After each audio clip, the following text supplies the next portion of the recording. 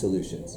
So here's the essential problem, is that because we didn't know exactly how to draw this curve, we're just estimating the shape of it. We don't know exactly how to make this tangent line, which means we don't know exactly what this final velocity is. And that's a problem if we want to be really accurate. Because the thing is, it feels like we should be able to figure out how fast you're going at the end of that 2-second period. It should match up somehow with something. So there's two ways to deal with this. One way to deal with it is to realize, okay, I'm going to just do my estimate and then we'll move on.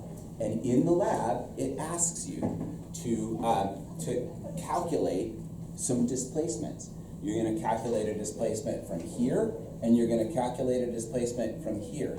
And when you do that, what you're likely to see is that you get two different numbers. One of those displacements involves this distance right here between wherever you think this point is and wherever you think this point is. That's finding the displacement from a position versus time graph. So if I were going to estimate, I'd say this point is located at about 4,1.8 or so. So I'm going to say that this has a position of 1. This has a position of 1.8. So from my position versus time graph, I think my displacement is about positive 0.8 meters over that time period. The other way to calculate displacement is by using the area under the curve of a velocity versus time graph. So if I do that, here's what I'm going to see. I'm looking from this time, from 1 second, to this time, 4 seconds. This shape right here is 1 second at 1 meter per second, so it has an area of 1 meter, so that's a positive 1 meter displacement. This is, by the way, a negative, no, this is positive too, yeah. Positive 0.8 meters. Over here, I have a triangle, and it looks like my height is -1, my width is 1, so the area of this triangle is going to be negative 0.5 meters. The total displacement over that time period I get by adding those together. So if I look at this, I see that my displacement is 0.5 meters. And the thing is, those can't both be right. It's the same motion. It's kind of like if you measure a table with a tape measure and get one number, and then you measure it with a little ruler and you get a different number, you know that like those numbers should be the same. They might not be, but it's not because the table isn't the same length. It's because you're using two different instruments. How do you know which one is right? How do you know that either one of them is right?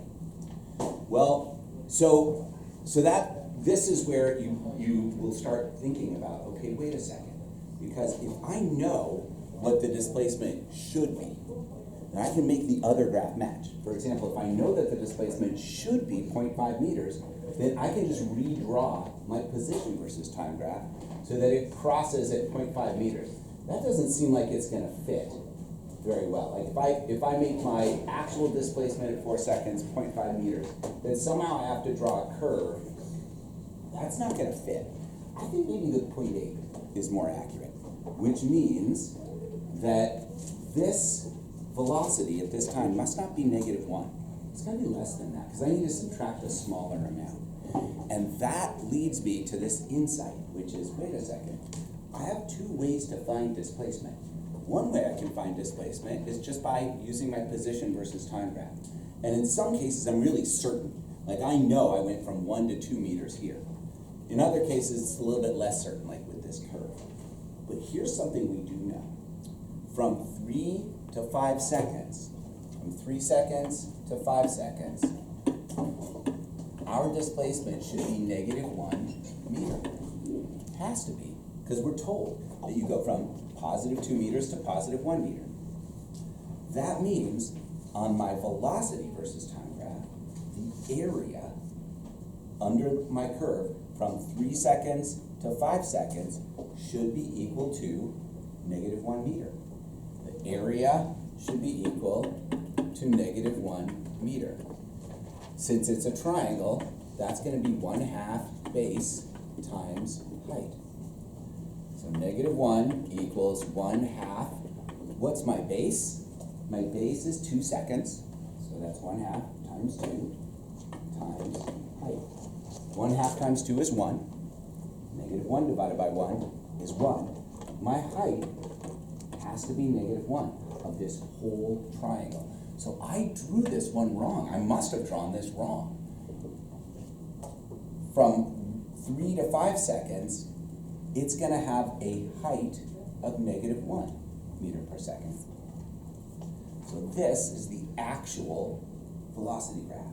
I made a correction, and that's okay. And this is one of the things that I want you to see, that I want you to like internalize, is that as you do these labs, you're gonna see stuff, and you're gonna use the stuff that you see to evaluate some of the other measurements and some of the other predictions that you make. It's actually kind of cool when you think about it.